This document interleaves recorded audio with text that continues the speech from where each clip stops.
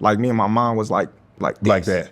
But when my mom and my dad started getting into it, that's when oh, you look like your dad, you just black. You know what I mean? So it's like, my dad give me in trouble.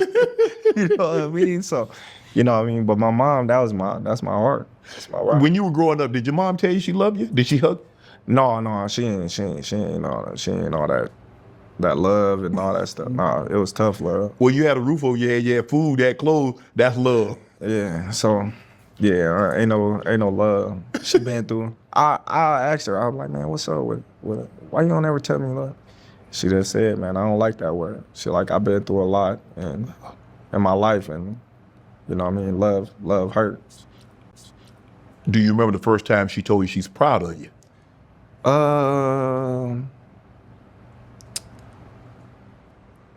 It was when I been grown. It was probably like 2017, 18. Damn, bud. That's recently.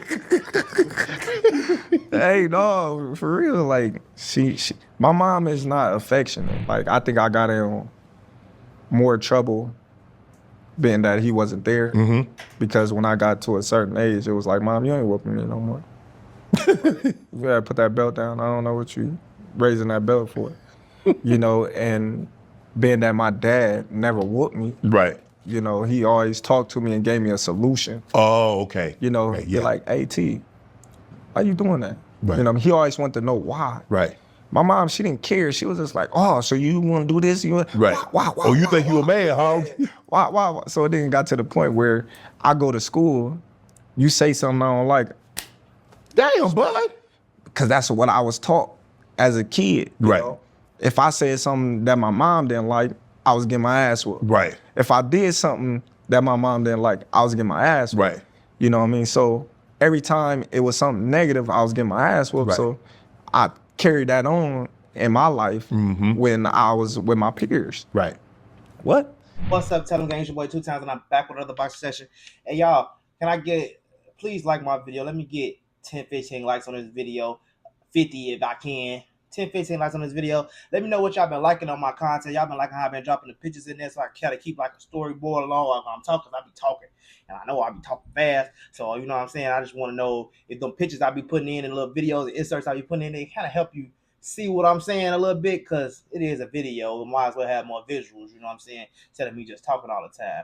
But yeah, I'm just watching the Shannon Sharpe interview, Club Shay, and bad timing for Terence Crawford. But man, I ain't gonna lie, this is probably the best interview I got from Terence Crawford, for the simple fact that, and nobody is talking about this interview really, because it's pretty much a lot of positive. I only got halfway through the interview, and it's a lot of positive stuff. But the main thing I want to talk about, I'm not gonna say just positive, but it's just really getting to know who Terence Crawford is. You can tell he got a really, really big fight coming up in Canelo Alvarez, and they trying to like, it kind of remind me of how what Roach was doing all the way up to Gervonta Davis, but this is on another level, like it's a little higher, because Club Shay, you know, he going on these bigger podcasts, you know, stuff like that. But yeah, man, Terence Crawford, he like, man, his mama ain't never tell him he, you know, he love him like that. You know what I'm saying?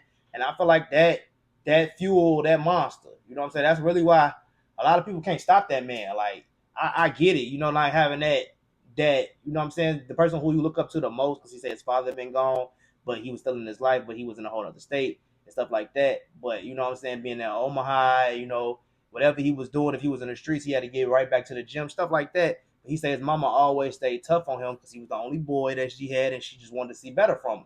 And she said she used to whoop his ass for everything. So he kind of transitioned that shit into the world. You know what I'm saying?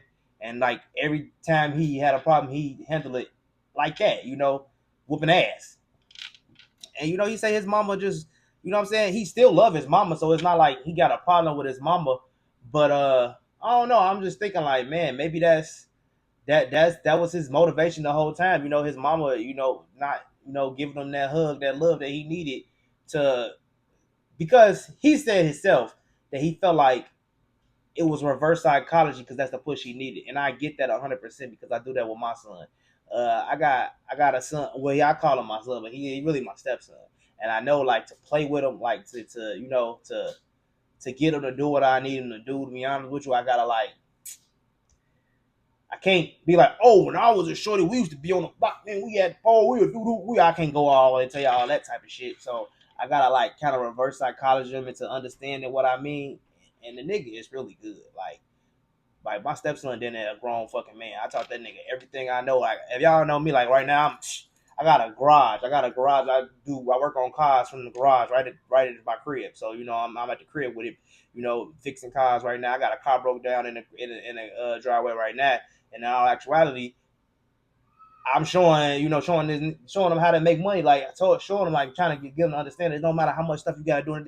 Like this video for instance, he don't understand. Like I got 2 dogs and I got him out there cleaning up the doo doo right now when he got out of school. He like, man, I just got to school. But it's like it don't matter what you do. You get anything you gotta do. That you always gotta do what you gotta do, regardless of anything you gotta do.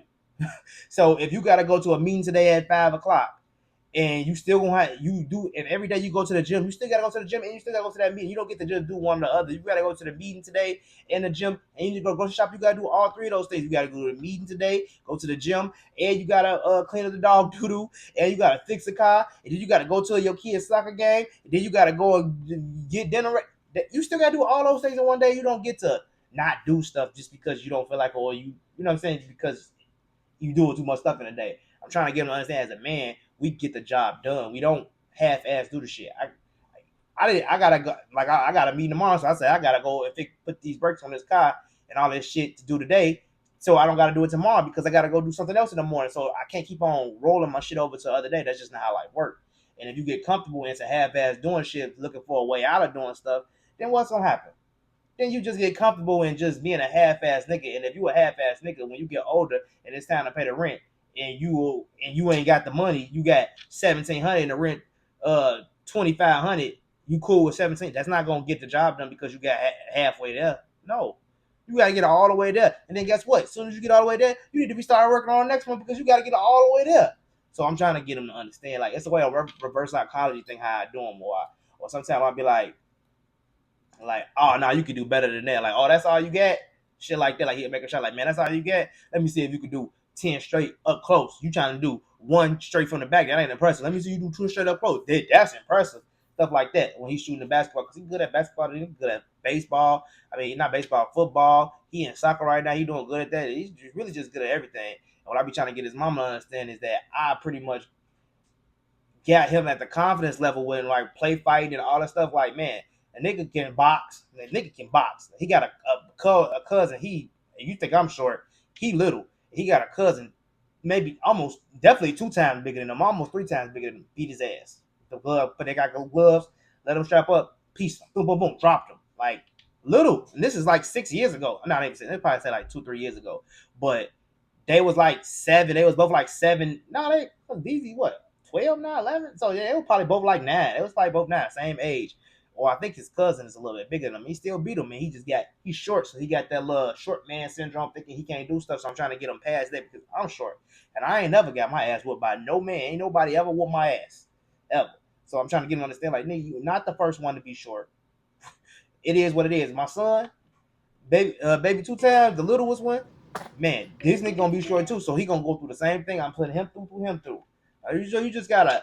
It's like you gotta understand a person that you dealing with. Like I think Terence Crawford mama knew the person she was dealing with in Terence Crawford. Like it wasn't about saying. And he said another thing. He said mama didn't really like the word love. She said she's been through too much shit. She just don't like, she don't like the word love. It's other things she can say than love, which is cool.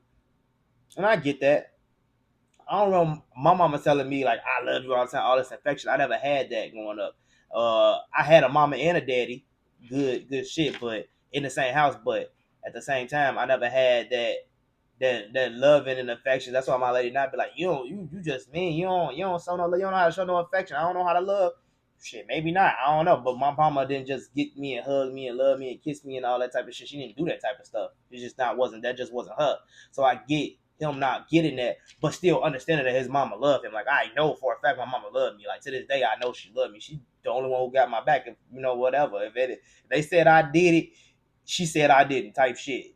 You know what I'm saying? Pops probably say, yeah, that nigga did it, but my mama ain't gonna, man, you can't prove to him my son ain't did that shit. So I know my mama loved me. So I get the relationship they get, and that shit can definitely fuel you on another level. Like because you want that validation from the main people who pretty much putting the stick in the mud on you, saying that you can't do it. Like, all right, you got all it's about time. Same shit to me, bro. We're getting all C's and D. I finally got close to C's. Oh, that's good, but you should have been on that shit. Next grade, my shit showing up. Went right back to the same C's and D's. But I never bought no F's. Never bought in no damn F's. But I bring the same C's and B's and D's in the house, and then they see you're back on the same shit. You know what I'm saying? So I definitely get it. But let me know what y'all think in the comment section. What y'all think about this whole thing? Like, is you think Terence Crawford mama is the really the oil to fuel that beast? She really carved that beast? Because I mean, you paying kids to whoop his ass and they can't do it. And at the end of the day, he know you don't want my mama don't want me to lose, and he not gonna lose in front of his mama. So that type of motivation is more on Terence Crawford than it is on the kid. Yeah, the kid want the $5, but you not finna. I'm finna let my mama know that this nigga can't beat me, and my mama always whoop my ass. So you want me to fight this nigga? I'm finna whoop his ass like I want to whoop your ass, really, because I really want to whoop your ass, mama, but I can't whoop your ass, mama. So I'm gonna whoop his ass. So let him know ain't nobody whooping his ass. So I get it. That like understand it. I'm gonna watch the rest of the video and I'm gonna give y'all more of a better take on it. But that part just stuck out to me, and I felt like I had to say something about it because I understand, that motivation that can get behind, like not ever getting the validation that you need in the sport. Then he was talking about Rank and how he finally came into his contract later, and he was still out in the streets and shit. And then he finally got Rank. He couldn't get because of his amateur pedigree and people knew who he was, so he couldn't get no fights. So now I'm understanding more of why he even signed with Rank, why he had to go with Rank. Because if you think about it, that nigga didn't have his come out fight at Rank to what fight was that? Was that it might have been Avanesian or was it Garcia or something? I think it was the fight or two before the Errol Spence fight, which is crazy. Terence Crawford was already 30 years old. T-Shon got his coming out fight at his home. He got it 2-3 fights ago. At 22, 21 years old, 15 fights. Terence Crawford didn't get that. Terence Crawford, crazy. His record, he got over 30-some fights, 35 something, 30 fights, 36 fights, or some shit like that. Why is he just not getting his coming out at Top Rank at the age of 30 years old? It's crazy. So really, Top Rank really held that man back. And you know what I'm saying? He said I barely helped him get out his contract. Just a lot of little shit that I didn't know about Terence Crawford that he really let out. So it kind of give me a better understanding of why he is what he is. So like a lot of these fighters never want to fight him. These PBC fighters, they don't want to fight him. Low risk, high reward. Terence Crawford don't have a big name. If he had got that fight with Pacquiao, yeah, he would have had that big name. That was years ago, but they didn't want to let Pacquiao fight him on Top Rank. You know what I'm saying? And all that shit. It just didn't add up. Now Pacquiao and Mayweather, yeah, that makes sense coming together to make that fight because it's enough money in this fight. My biggest star against your biggest star. Now it's starting to make a lot of sense. But the names got to ring bell. Terence Crawford name didn't ring bell like a Manny Pacquiao and a Floyd Mayweather and all that type of shit. So that's where that came from. So yeah, man, I think the Bud Mama made him a beast. It is what it is. It is what it is. Bud Mama made him a beast. Pops being away made him a beast. It is what it is. And you never know what is it? What type of how many different mixtures you gotta pour into a potion to get the potion that you need. You know what I'm saying? It is what it is. And Bud Crawford is a bad man. And the more I'm watching him, the more I'm seeing his confidence. I'm kind of feeling like giving him more of a edge against Canelo, to be honest with you. Like for Canelo, I feel like, man, he ain't knocked nobody out in a long time. He knocking niggas down, but he ain't knocking nobody out. You know what I'm saying? And I feel like Bud might be able to fight that man off for 12 rounds. He might get dropped 1 or 2 times, but I think Bud make it 12. If Charlo can make it 12, Bud can make it 12. If Charlo ass can make it 12, think about it. Bud can make it 12. So now it is, can Bud win in them 12? What can Bud do to win in them 12? I never seen Bud fight the type of fight to what he would have to fight to beat Canelo. But what if he get in there and then Canelo hit him and it ain't shit? And I said that in my video before. If he hit him and ain't shit, looking like a little boy, it's over with for Canelo. Because Bud gonna pick it up and he gonna pop back, he gonna hit him back, and it is gonna be what it is. He might stop him. Shit. I mean, honestly, that fight, I would probably bet a draw on a Canelo versus Bud card. I would bet a draw or I bet Bud to get knocked down and win just because it might be a big payday. But to be honest with you, I still got Canelo winning that fight. But they open up Bud so I can understand more like his receptors and understand what he got going on. But let me know what y'all think in the comment section. I'm gonna get back out here and finish this card. But yeah, I had to let y'all know how I had to drop something to let y'all know how I was feeling about this interview. I'm really at mid-interview. I'm watching it while I'm fixing the car. So I'm only like an hour and 10 minutes in, and it's still 3 hours. It's 3 hour interview, so it's 3.5 hours, and I still got 2.5 hours left. So I'm pretty sure I'm gonna have a whole bunch more to say. And I'm pretty sure this take ain't all. This is straight off the back. I'm still in my shit, you know. So let me know what y'all think in the comment section. It's your boy 2 times Shalom, and I'll see y'all tomorrow. And let me know how y'all been liking the pictures that I've been putting in the videos. Let me know, because I ain't gonna put it in this video. And if y'all make it all the way to the end of the video, let me know how y'all feel about my pictures in the video. Do y'all like that, or y'all think I just need to keep it simple like that? I ain't gonna do too much in this video. Maybe do 1 or 2 or something like that. But I ain't gonna go crazy. But let me know how y'all think in the comment section. It's your boy 2 times Shalom, and I'll see y'all tomorrow.